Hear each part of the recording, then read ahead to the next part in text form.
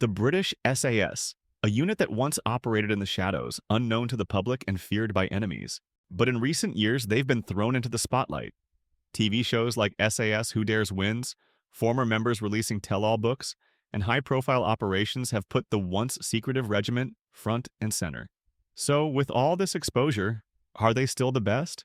Are they still the most feared Tier 1 Special Forces unit on the planet? Or has the legend outgrown the reality? Let's take you back to where it all began. This is the story of the British SAS. When you think of the SAS today, you picture high-tech gear, state-of-the-art weaponry, night vision goggles, and Tier 1 operators storming buildings, flying in on helicopters, or executing daring boat raids under the cover of darkness. You see them in classified hostage rescues, counterterrorism operations, and high-risk missions deep behind enemy lines. They are ghosts in the night, elite warriors armed with cutting-edge technology, capable of striking anywhere in the world with surgical precision. But this wasn't how it all started. The birth of the SAS was not in a boardroom or a high-tech military facility. It was in the vast, merciless deserts of North Africa during World War II, a time when war was fought with sheer will, raw determination, and whatever resources you could scrape together. Back then, there were no blacked-out helicopters, no thermal imaging scopes, no high-tech communications. There were only a handful of men, stripped of all luxuries, outnumbered and outgunned, forced to rely on nothing but their cunning, their endurance, and their ability to outthink and outfight the enemy. The SAS wasn't born from privilege or tradition. It wasn't a regiment designed for conventional warfare. It was forged in fire, built by a select group of fearless misfits and rebels. Men who had the audacity to challenge the norms of military strategy, to go against everything the conventional British Army believed in at the time. They didn't wait for orders. They didn't follow the rules. They created their own. Their mission? To strike fast, hit hard, and disappear before the enemy even knew what had happened. They operated behind enemy lines using nothing but desert camouflage, modified vehicles, and their own survival instincts to execute daring raids on Nazi airfields and supply lines. Every mission was a gamble. Every raid a calculated risk. Failure meant death. Not capture, not retreat.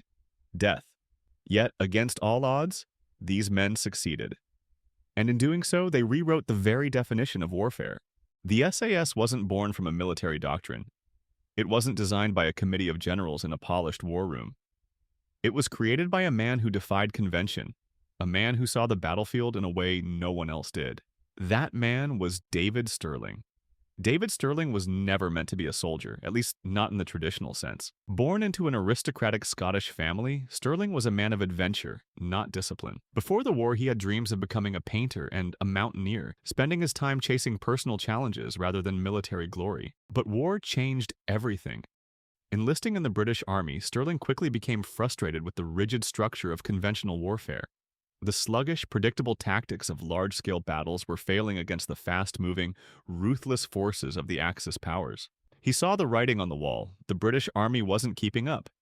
And if they wanted to win, they needed a new kind of warfare, one that favored speed, stealth, and unpredictability. He envisioned a small, highly mobile force that could operate deep behind enemy lines, launching lightning-fast raids on airfields, supply depots, and command posts. But there was a problem. No one in the British High Command believed in his idea. In fact, they laughed at it.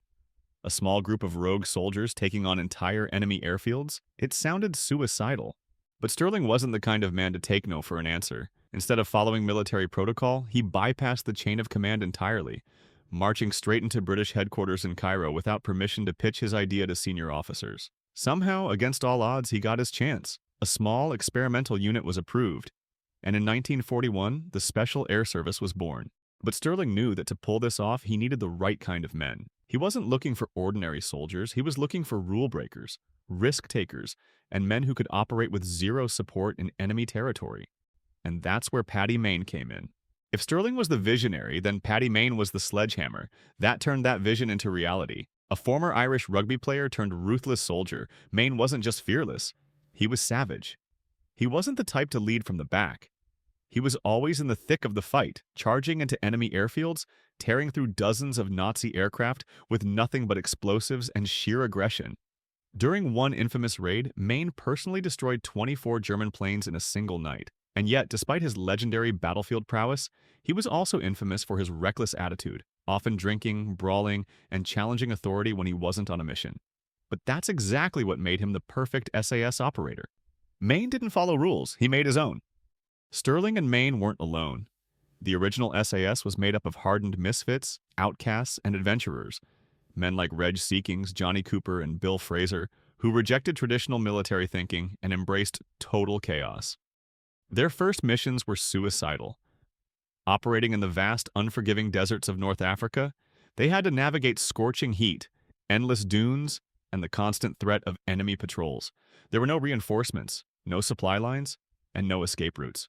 They drove for hours, sometimes days, through enemy territory, attacking airfields with nothing but a handful of explosives and the element of surprise. Then, before the enemy could react, they would disappear into the desert like ghosts. The results were devastating. The SAS became a nightmare for the Axis powers, crippling their air support and forcing them to waste valuable resources defending against an enemy they couldn't see.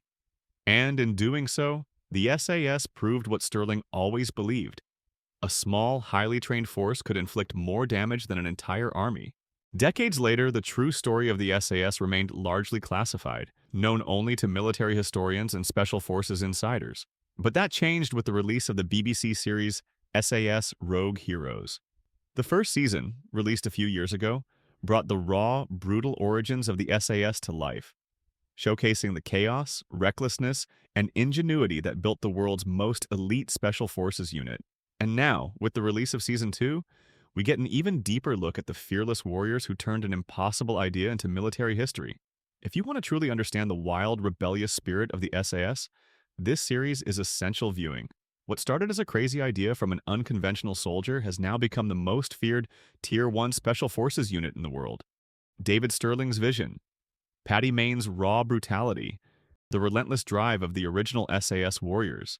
Their legacy lives on, not just in history books, but in the modern-day SAS, who continue to operate in the shadows, executing missions we'll never hear about. They were outnumbered, outgunned, and written off by their own commanders. But they dared to push forward. And in the world of the SAS, there's only one rule that matters. Who dares wins. We've explored the origins of the SAS, the rebels, the rule breakers, and the legends who forged their name in the sands of North Africa. But what about the modern-day commandos? The SAS of today don't operate with the same limitations. They have high-tech weaponry, cutting-edge night vision, advanced surveillance systems, and a network of intelligence that spans the globe. With drones in the sky, encrypted comms in their ears, and the ability to strike anywhere in the world at a moment's notice. How has modern warfare evolved over the last 80 years?